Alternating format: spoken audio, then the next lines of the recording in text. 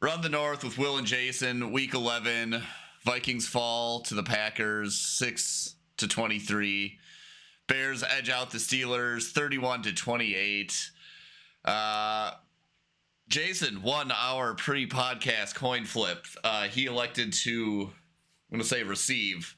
And we're going to talk about the Bears first, which is just fine by me.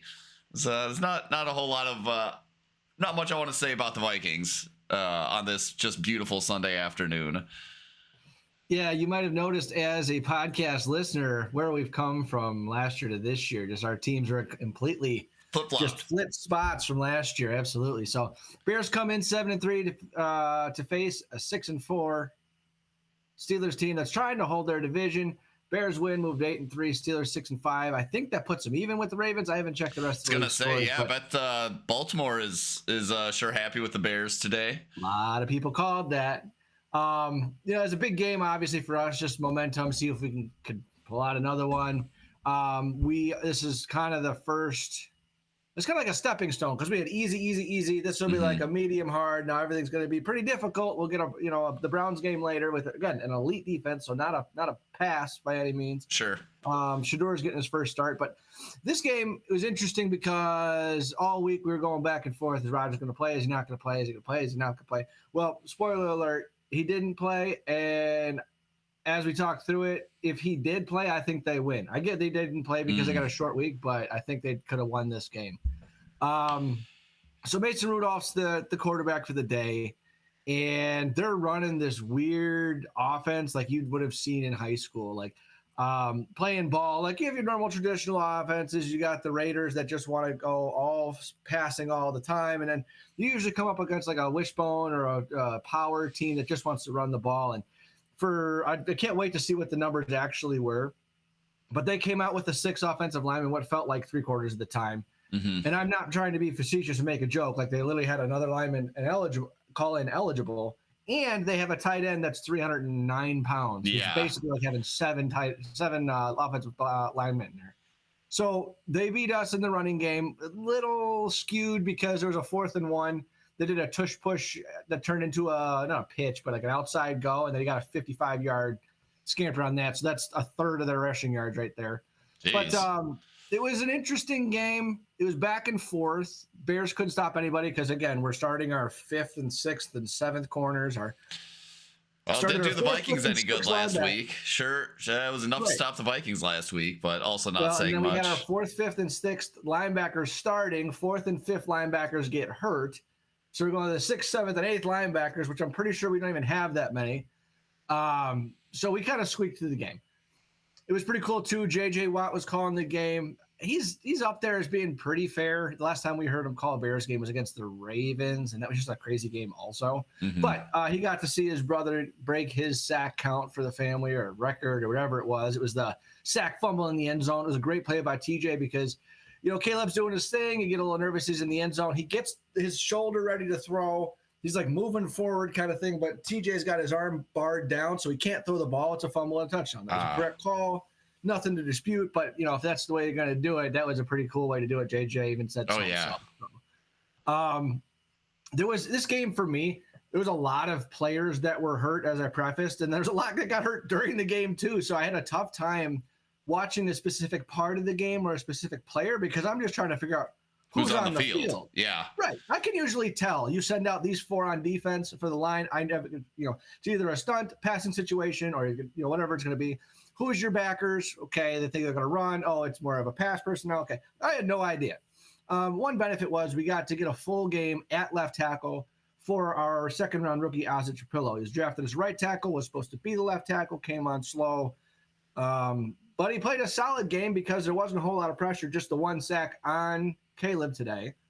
Were they trying to line TJ Watt up against this rookie at all, or did he hold his own, or did he kind of just fly under the radar? I would say that the rookie held his own. The difference being, though, no, TJ Watt pretty much stayed on that defensive left, offensive right side, so he was going up against Darnell Wright. He didn't make much of a game after that because even the sack that he had was off a 2nd and 3rd effort where you can't really blame the lineman on that. It was probably more of a coverage thing than anything. We had a little bit of a teaser this week that we would be getting Jalen Johnson and Kyler Gordon back because they're both full in practice, but they have not been activated. They'll probably play next week against, the Eagles. Cool. But yeah, it was just weird watching their offense go because the two biggest plays were the 55-yarder for the Steelers on that 4th and 1 we talked about. That was just pure, sneak. It wasn't really talent. It was good design, and caught a bunch of backups selling out to stop a tush push.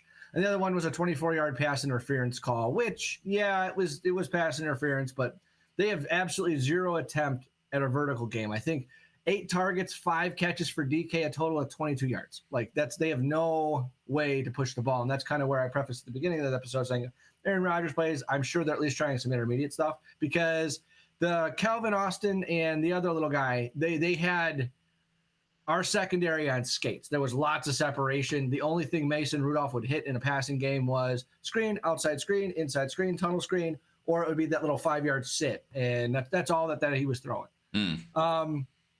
I want to watch it back again and see how Caleb played.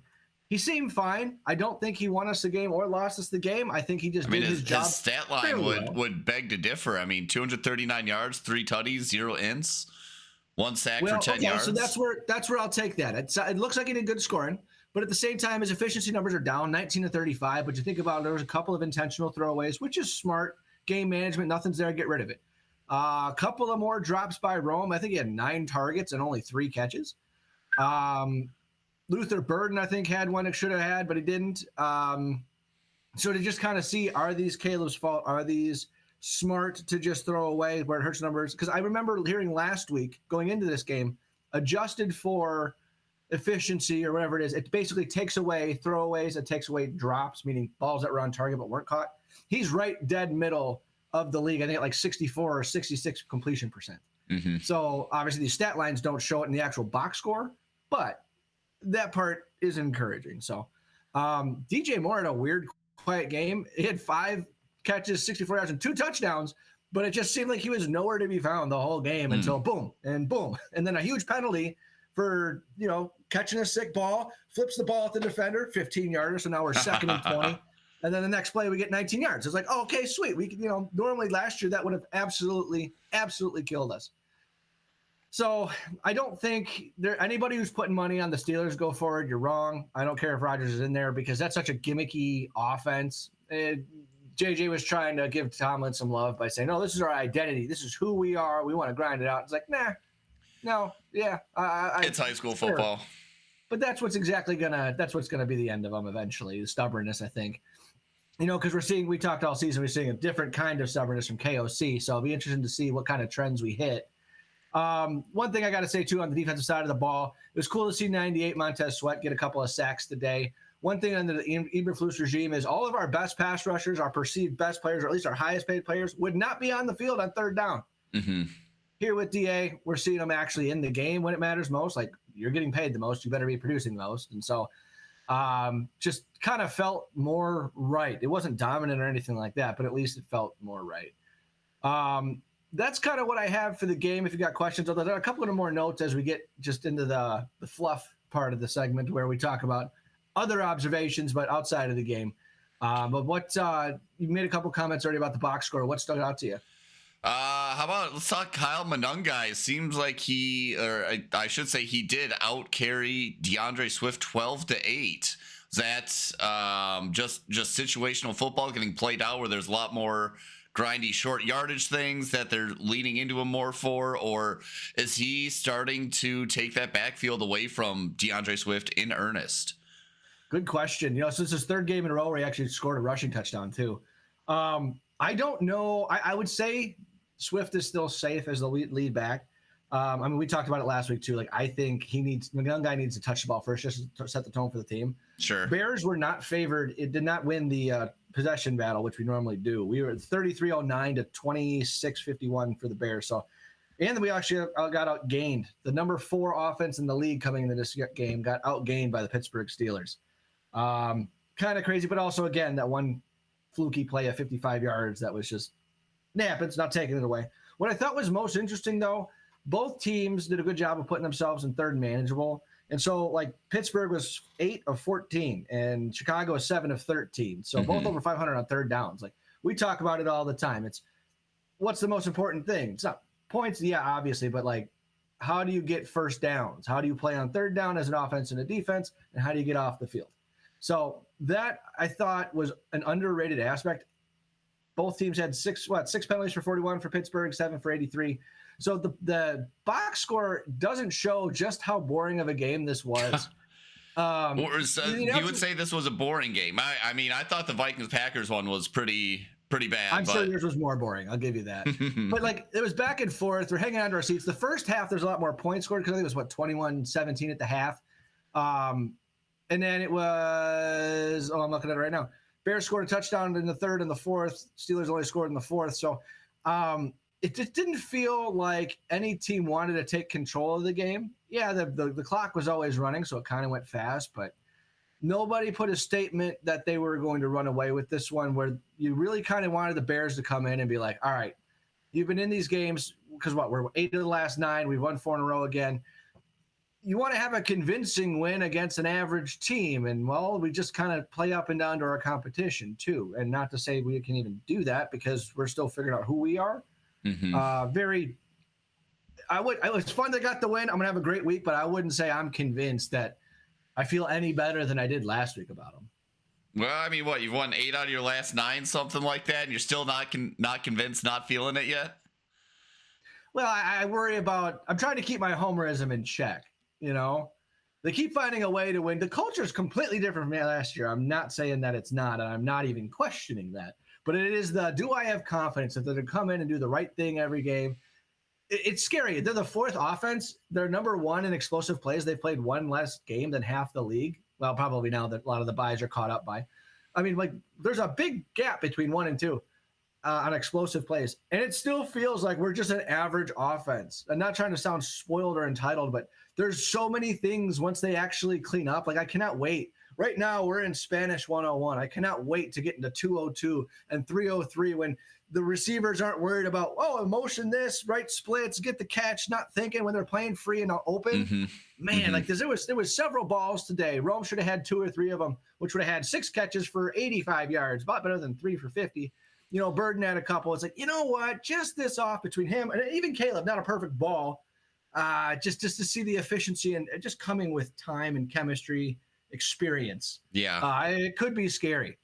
Yeah, I was bouncing back and forth between the 2 games. I didn't catch a ton of the Bears game, but I did see definitely a couple missed throws from Caleb, whether that's a timing thing or a pressure in the pocket thing, but definitely looked a little shakier, to your point. Like, could have been better. Like, he missed some open guys where he had guys in space and just kind of missed them a couple times. So they could be scary. I mean, they're already top of the division, and to your point, they are not even at full tilt yet. So right. And I'll say this, I guess overall, watching the game, I never felt cocky or like assumed the offense would score, but I was just never really worried about them. I figured they'd manage the game well and move the ball. Every time the defense was on there, I was like, oh shit. Even knowing the Steelers not that they couldn't move the ball down the field, they had no desire to like go over 15 yards. Like, it's like, what are you doing? Yeah. So when you're still sitting there, it's like, oh gosh, another guy got hurt. Because like, you know, Nahshon Wright, he had a pick against DK one-handed on the end to start the game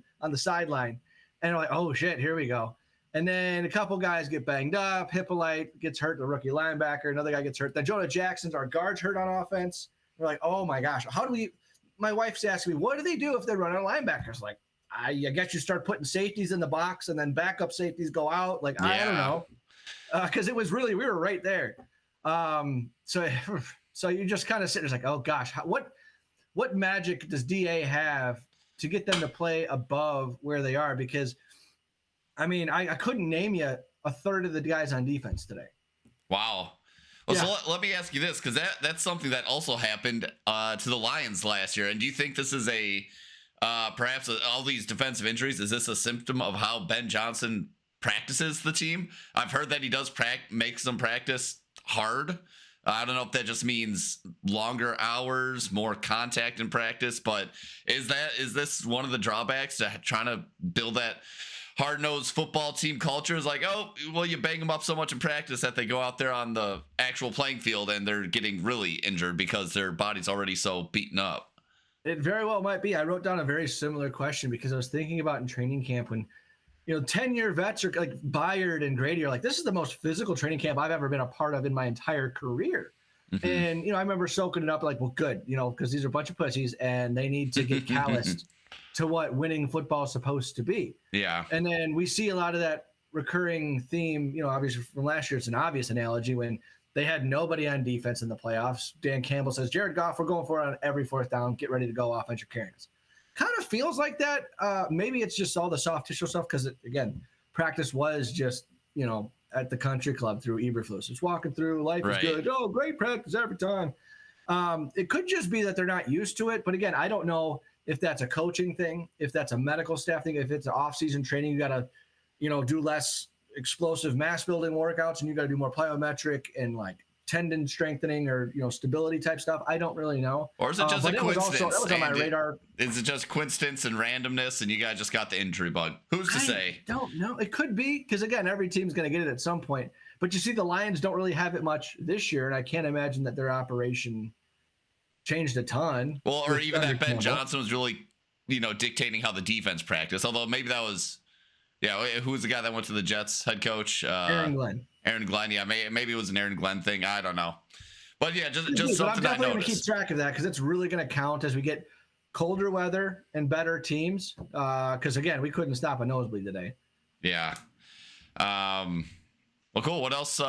Anything else catch your eye from the game? Any other notes you have?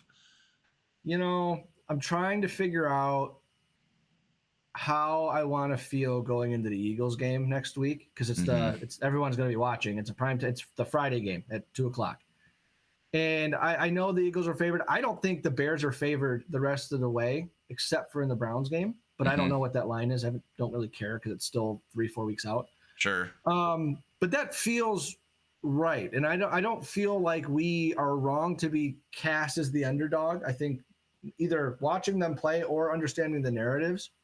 Underdog feels right.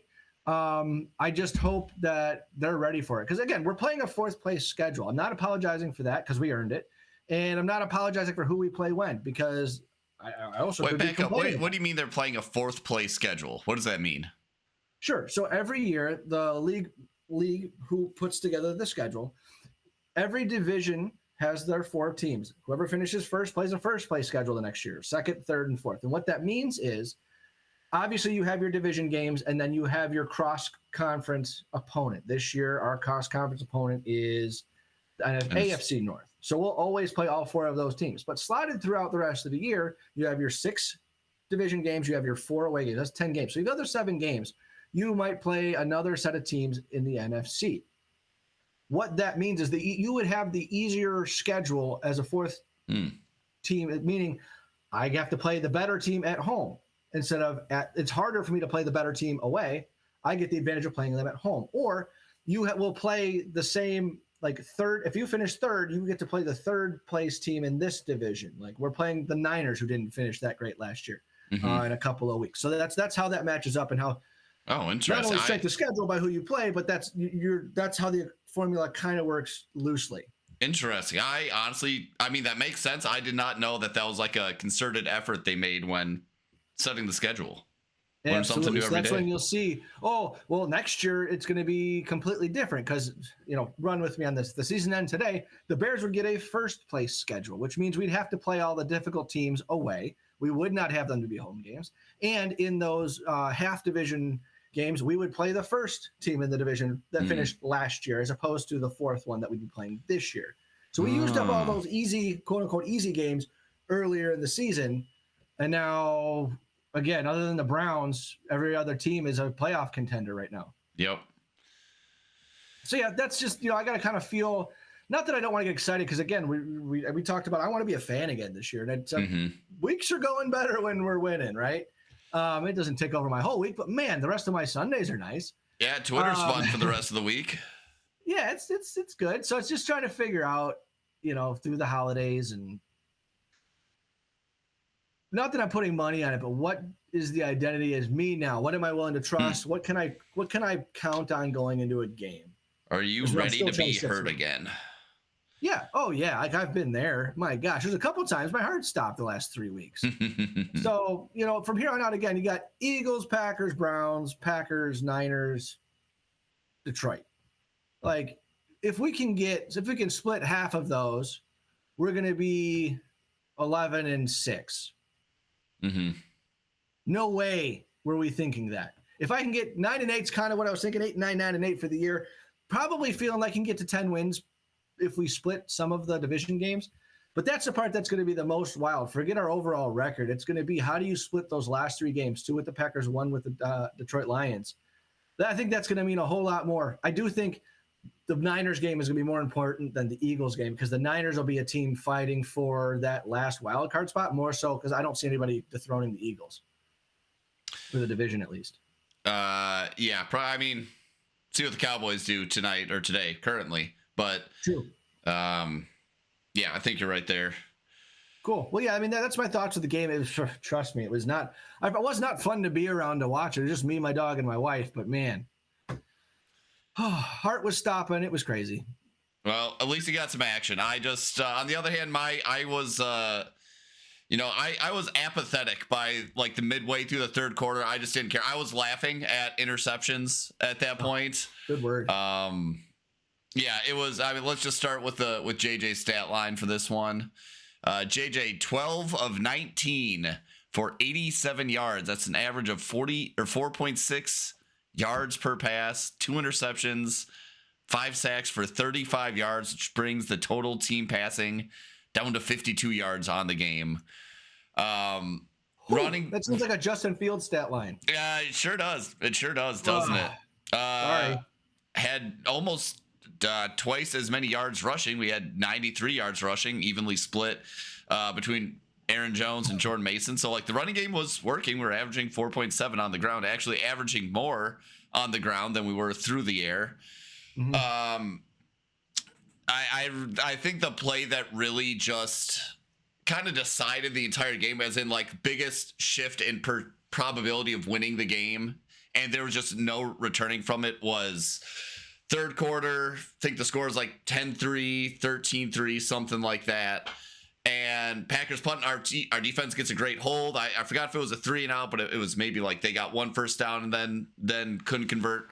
On the second set of downs, they punt, and our punt returner runs past the ball because he thinks it's going to bounce out the back of the end zone, presumably. Ball, I guess, had other ideas and bounced backwards, hits our returner as he's blocking a Packers guy, like a Packers gunner. Hits the Vikings, either returner or one of the blockers, in the back of the leg, and the Packers recover on like the 10-yard line and then proceed to, get a very easy 7 points. And the Vikings just did not recover from that. JJ throws, I think, both of his picks after that point. One of them, his arm, I forgot if it was Parsons or Rashawn Gary. I think it was Rashawn Gary. Gets around the edge and hits his arm as JJ's making a throw, and ball goes right into the arms of a Packers linebacker. Second one, this is the one I laughed at, where it's like, it's 10 minutes left in the fourth quarter. It's still like a 2-score game. But it's like a 14-point 2-score game with 10 minutes left, in the offense, particularly the passing offense, has looked abysmal. And JJ steps up in the pocket and kind of does one of those off platform, but he kind of like launches his entire body forward. Like if you picture a 7-year-old shooting a 3-pointer, they just kind of have to put their whole body into it. Yeah. Kind of one of those throws, and just sails it over Jalen Naylor's head by about 5 yards, and again right into the arms of the Packers safety. And I just laughed. I was like, that's so bad. Like that looked awful. JJ looked out of sorts today. How'd the other JJ react? I know there's frustration mounting. Not as much frustration that I saw. They all seemed, pretty calm and collected. But outside of the running game, which had bright spots for sure, not a lot going on for the Vikings offense. Shout out Will Riker, like a 57-yard field goal and a 59-yard field goal in Lambeau Field. Will the Thrill continues to be money. So your Dallas Turner looked pretty good. I think he had our 1 sack on the day. Jalen Redmond continued to look good. those are the bright spots. I think. I think those are the sole bright spots for those three players. What other plays stand out? I think there was one. What was the one from the first half? I was trying to think of. Yeah, I don't know. It was just Josh Metellus. First half it's still close. It's a third down. Jordan Love kind of pulls like the Aaron Rodgers special where he just kind of throws a deep a go ball, and Metellus just like doesn't even try to get his head around and commits a pass interference.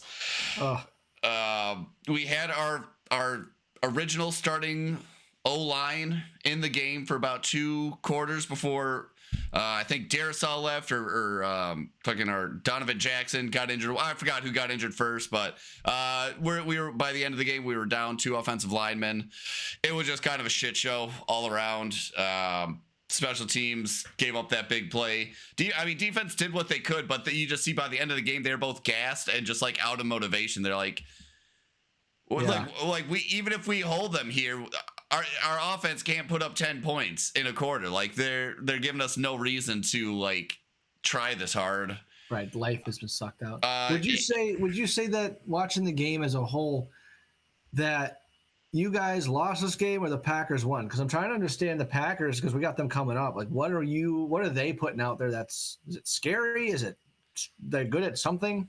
Yeah, unfortunately, Parsons is as advertised. He's a game wrecker, and you pair him with Rashawn Gary and a couple of guys they have on the inside. Their defensive line was definitely creating issues the entire day. After the last couple weeks, JJ McCarthy did a really good job of cleaning up the sacks. This week, he looked like he was processing slow. He was holding on to the ball for way too. One of the plays just way too long. He had good. I think he ended up taking a sack, but he was probably had a clean pocket for like 5 seconds, and he just stood there and was looking. And it's like, man, this is a full like 2 ticks past like when the ball should have been thrown. So just rough. Honestly, I think this is the type of game that people will lose their jobs over. Maybe not today, not tomorrow, but at the end of the season, this is the game that people are going to lose their jobs for. Whether I think it's Matt Price. No, that doesn't sound right. Who our special teams coach. I feel like he's going to get canned. And really, you step back and look at the Vikings organization. Someone made a bad call going into this season. I think it's pretty clear that JJ McCarthy was not ready. It looks like he was not ready to step into this role as a starting quarterback, particularly after that year off. And whether that was KOC's decision, whether that was Kwesi's decision from like a cap standpoint, it's like, hey, our window is only so long. We got to get him out there. And, KOC, you're the QB whisperer. Just do your thing. Someone made a bad call this offseason because for us to have spent as much money in free agency as we did, more than any other team this year, and for our offense to be performing this flat, someone's just got to lose their job. Someone obviously made a very strong decision to go all in with this roster, and it's obviously not panning out. I still have hope in JJ. I think he is 22 years old. Couldn't play it all last year. Didn't have like a ton of experience throwing the ball in college. So, I can see why he needs just some of these live reps and he needs to look bad. But, we probably should have committed to the reset a little bit more than if that was going to happen, or try to get younger and more into a better cap situation, because it's just, you can tell there's, I think, definitely confusion in the organization at this point where people got to be asking, like, what are we doing? Like, what are we doing? It's hard. Yeah, it was a tough day to be a Vikings fan. And while I say I still have faith in JJ McCarthy, I will say this game knocked it down a peg. I'm like, okay, panic meter going into this game, I was at like 10%. After this game, my panic meter on JJ is at like 20%. So still low, but you're not seeing. This is whereas the last couple weeks he saw a little, like he improved on the things from the previous weeks. This week there was just no improvement anywhere. It wasn't even neutral. It seemed like he got worse throwing the ball. I can go into that. Pathways weren't rewired, right? Yeah, and I'm sure him trying to relearn how to throw the ball in the middle of the season isn't That ain't gonna ideal. And it's like, No way. yeah, it's like when we're out golfing, you're trying to tell me how to swing the club. I'm like, dude, I'm probably better off just trying to do it the way I know how to, even if it's not good in the long run. And you're right, I probably should be keeping my legs straight, my arms straight, whatever. But trying to fix it on the fly is just making it worse right now, because now I don't know what to do. So I want to strengthen your point here, but it's also going to add salt to the wound. The Vikings are 30th in open cap space next year, and they're 24 in the hole. Yep.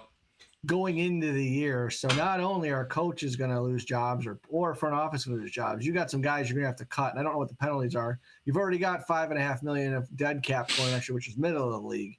But it makes sense because why you would pay those things, because you are taking advantage of the proverbial rookie contract. But man, so you jump 10% in a week. Do you think you'll hit 100%, get them out of there before the end of the year? Like I'm thinking of terms of weeks. Like right now we're finishing up week 11, week 12, week 11, 12.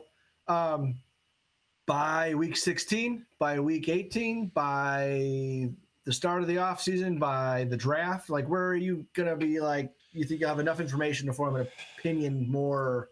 No, at this point, it's like we just need to bite the bullet and roll with JJ McCarthy and get him that on-the-job learning at this point. Yeah. What I think will happen is, as soon as we're eliminated from the playoffs, JJ McCarthy's probably going to start playing better.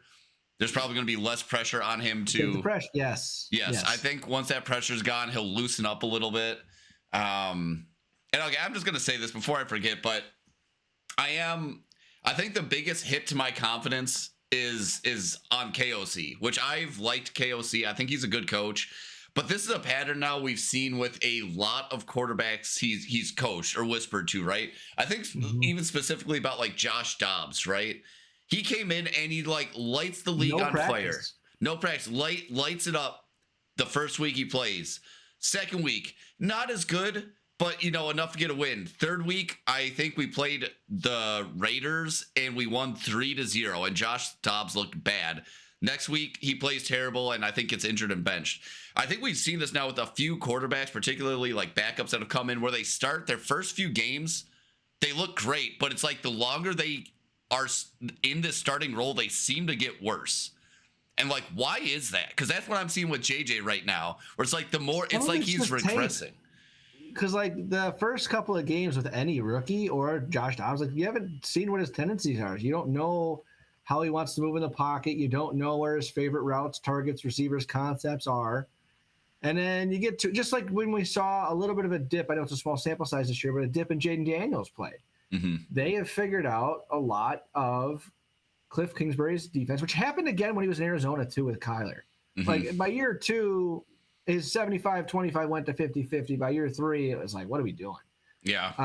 Because you want to go short side, half field reads, efficiency, get the ball out quick, get some confidence built up, which it works that way. And it worked for the first year, but guys are figuring that out. You line it differently. You adjust that way.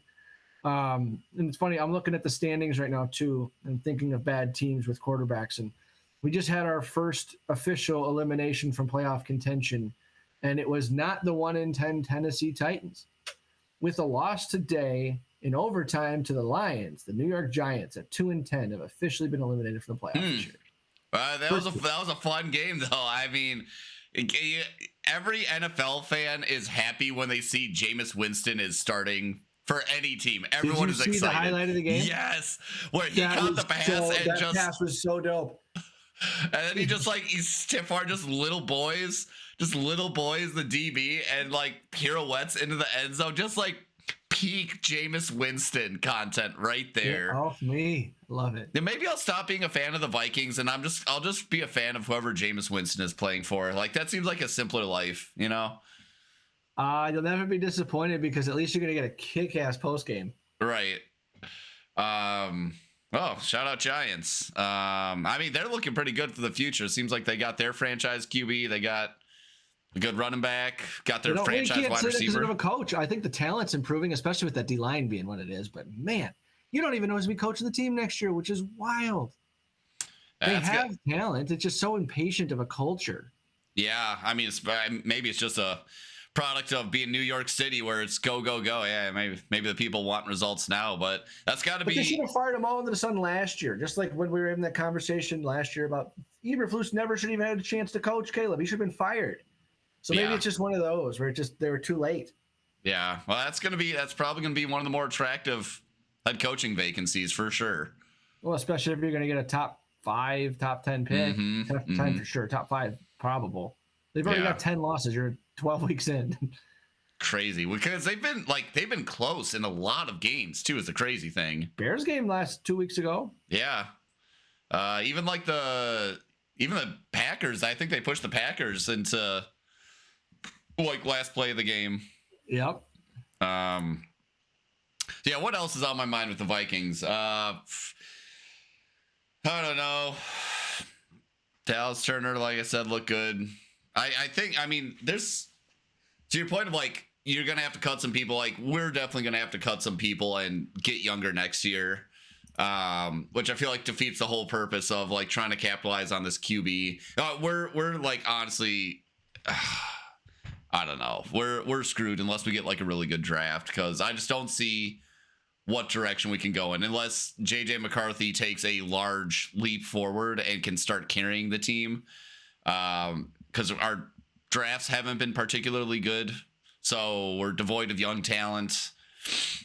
You got 9 picks next year, 1, 2, 2 3s, 4, 5, 6, 2 7. So unless you guys lose somebody in free agency and get some more comp picks, yeah, you have your full slate, but yeah, you got to actually start hitting on them to your point.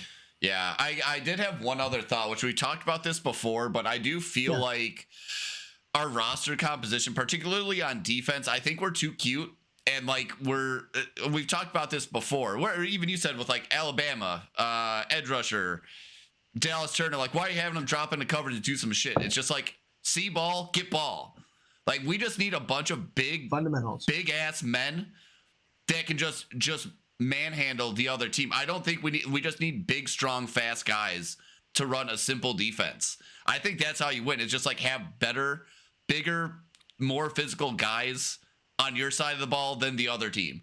I'm saying, like, I feel like I look at our defensive line and our linebackers, and just like the entire team seems undersized. I'm like, I just want big guys. Give me Pat Williams. Where's Kevin and Pat Williams? Where are those days where you just had just behemoths? Well, they tried to do that in their defense. Like, okay, so here, I'm going to give you the top 10 on your roster. Next year, so this is a 2026 cap. JJ, 39. O'Neal, 23. Darisaw, 23. Grenard, 22. Jonathan Allen, 21. Hargrave, 21. Hawkinson, 21. Byron Murphy, 19 and a half. Van Ginkel, 19 and a half. Freeze, 17.2. And then it's a jump down to 14, 12, 9, 9, 7, 6, 5. So I just named you 4 defensive front guys making $20+ million. Both your tackles and your best wide receiver makes sense, but you have 4 guys, 22, 21, 21, 19, 5. Plus your corner, Byron Murphy, making 20. So you've got 5 guys on defense making over $20 million, and you're crying about the defense sucking. So yeah, I mean, I think isn't the whole point of Flores' defense to get more out of less? That's exactly what we were preaching last year. They were dominant, effective, efficient with no-name guys. And it's just not this year. You got the big ticket items, multiple, both sides of the ball. So to your point, yeah. I mean, you can't predict injury, but at the same time, that's the thing I have opposed. Why are you signing dudes with injury history?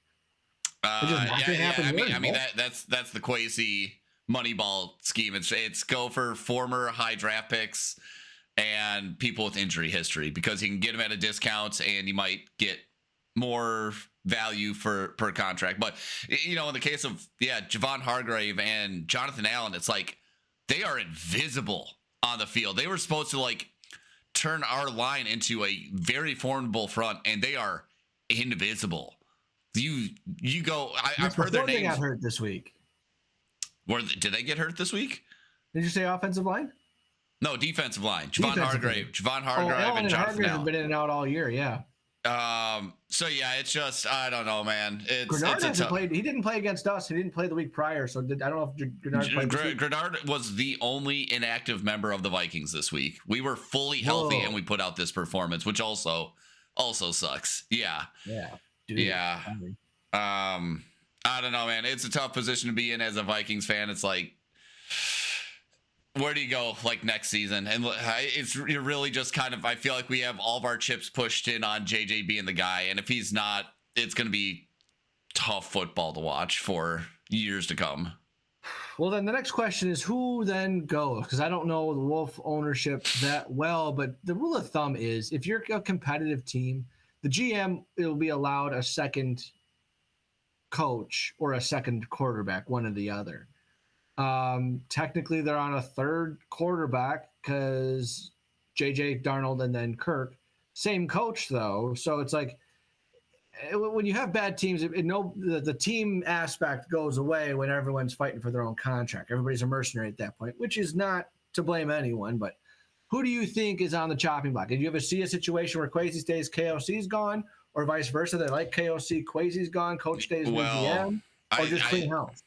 I think KOC has this new contract and Kwesi does not. So to answer your question, it would seem to me that Kwesi is potentially the one on the hot seat, and makes me curious what goes on behind the scenes. That he wouldn't have his new contract. Maybe he's just playing hardball with ownership to try and get more money. But my brother is buddy. I'm so sorry to say. What? Kwesi earned a multi-year contract extension. Oh, he did. In May of 2025. Oh, shoot. Okay. Details are not here of the length or financial commitment, but man, that sucks. So am I getting it backwards? Does KOC not have a contract then? Well, I thought he got extended too, because wasn't there the whole thing last year where I think he got extended after he was. It was after he got Coach of the Year. I think he got extended. Right. So I think he's definitely in there, but Yeah, I don't know, or maybe it's just they're just going to preach multi-year patience. contract extension in January of 2025, 5-year deal, approximately $65 million, averaging nearly $15 million a year. One of the top in the league through 2030. That's why that's why I'm saying I don't know what the Vikings are going to do unless the Wolves are just happy to eat. This feels so much like the Bulls. It's like one and done in the playoffs. Like, get to the play-in game and we're happy. We're going to be drafting 15th every year. Nothing's ever going to move. Yeah, sorry, dude. I just got nothing but empathy on that one. That's brutal. Yeah, I mean, with that loss, we really basically are out of the playoff picture at this point. So I guess you just stick with the vision. It's like, all right, let's get JJ as many reps as we can. Hope we come back better next year. Draft a little better. Just take, I guess, the learnings we have from this year and hope we can improve given those learnings next year. Because it's kind of looking like this Viking season is over with at this point. But at this point, you could at least be the guys to fuck up somebody else's year. Absolutely. I would love for us to knock the Packers out towards the end. I'd love that too. Next week, you got Seattle, then the Commies and Cowboys in 15. 16, you play New York. 17, Detroit. 18, Green Bay to finish it off. So you could knock Seattle down a peg. Cowboys, they're 5 and whatever, so they're close, but not. They're beyond in the hunt of being in the hunt right now. They're 4 and 5, but they're playing somebody. The Eagles. Playing Philly right now.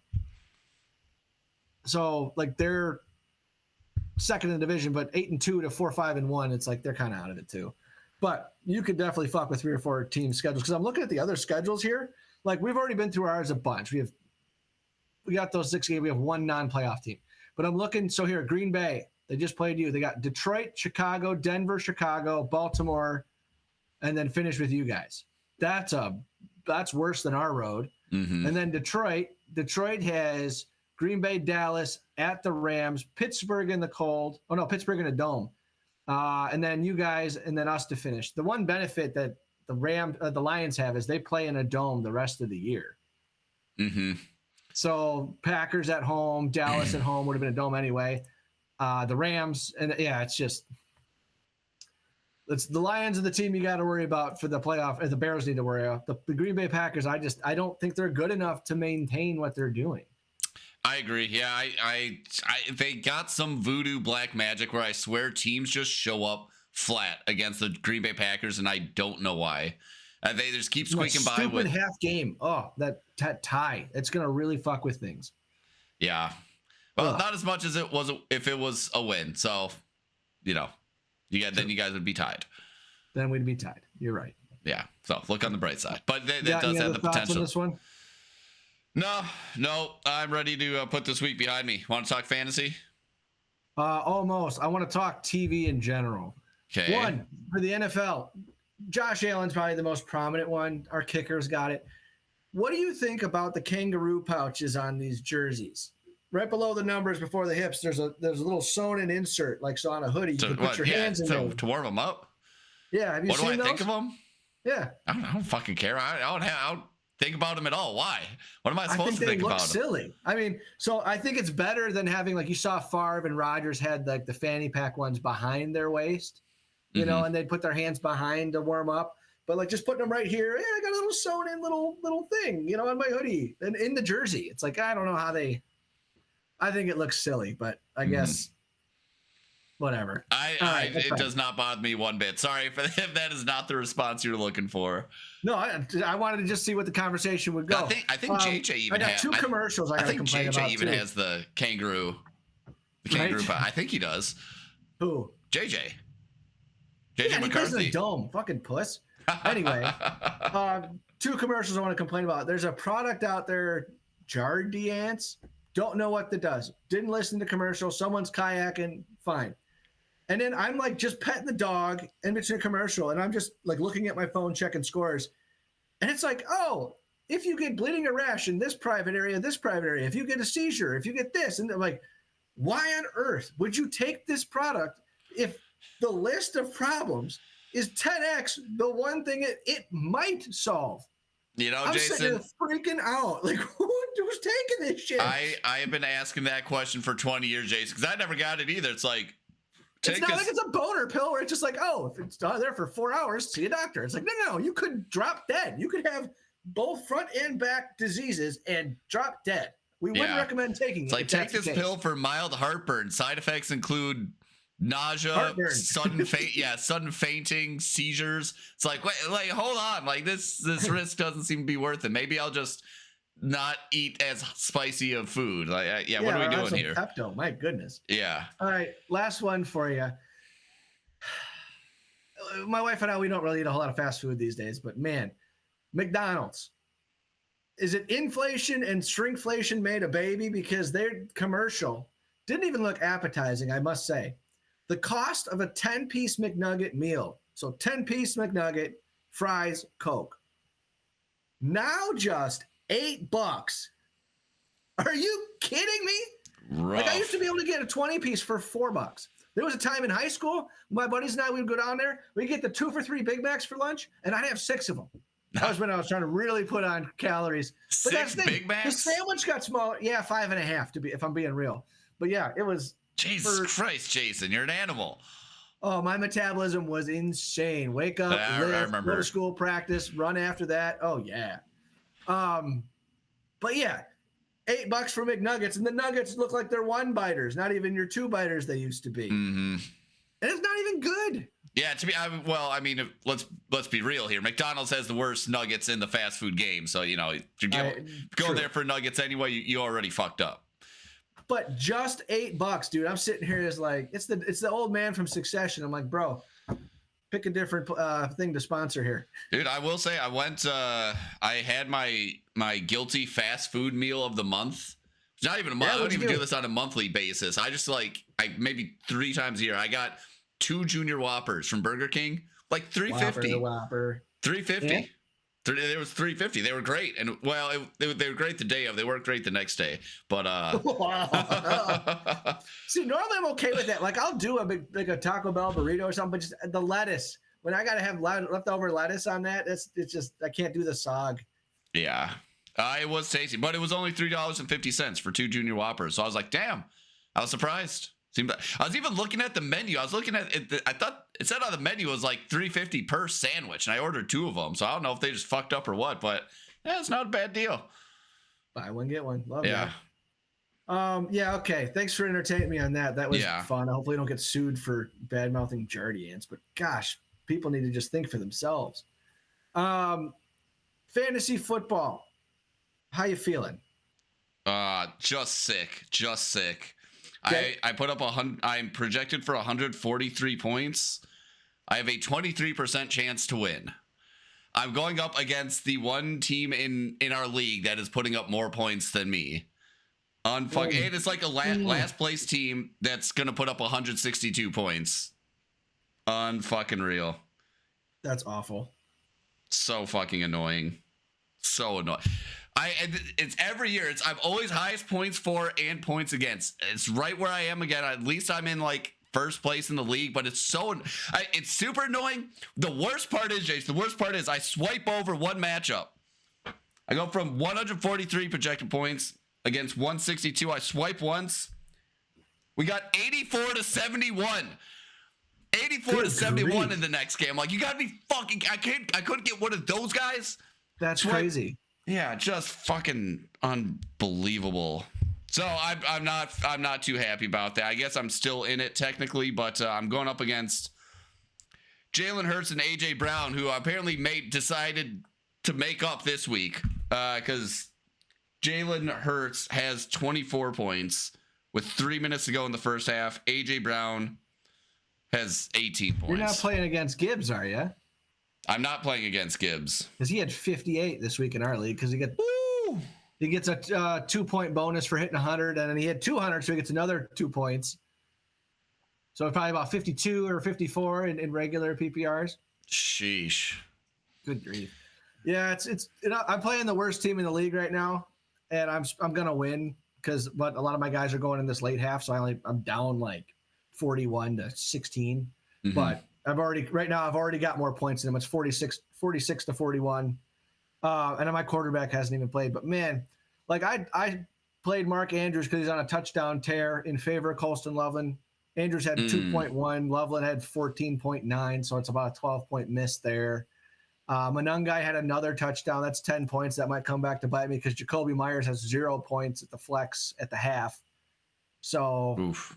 Quinshon Judkins got 2 touchdowns and nothing else. So he's at 13 points. He's going to get 18 yards against Vegas at the half.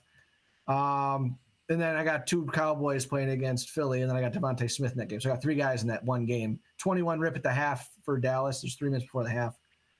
Philly's up on Dallas. So I don't know. I just need Brock Purdy to get me his 19, and I'll feel good. But the projection for the rest of the week, like right now, mid-game adjustments, 101 for me, 62 for him. Like he's had just about everybody else play. So he's got Rashad White tonight, and he's got K. Dotton tonight. Addison with a fat 0. That sucks. Mm-hmm. T. Higgins kept in check as the wide receiver 1. Charbonnet didn't do much. Yeah, I feel fine. So week 12, next week, week 13 is the deadline. So technically that Monday morning, I think, December 1st is our trade deadline. Now I was putting floaters out for Jahmyr Gibbs. Now that he went for 58 points, I'm sure the price just went up. So probably going to squish that dream. But the one thing you're trying to trade for Jahmyr Gibbs? Yeah, my thought was, if I got to go all the way in, his team sucks. Jahmyr Gibbs is the only guy left. Oh. He's got no picks. This is Luke, actually, our Madden mate. Let's see here real quick. He's got Baker Mayfield, Jahmyr Gibbs, Chase Brown, Alec Pierce, DJ Moore, Kelsey, Jaden Higgins, Kayshon Boutte. Like, Bucky Irvin's been hurt. RJ Harvey's been meh.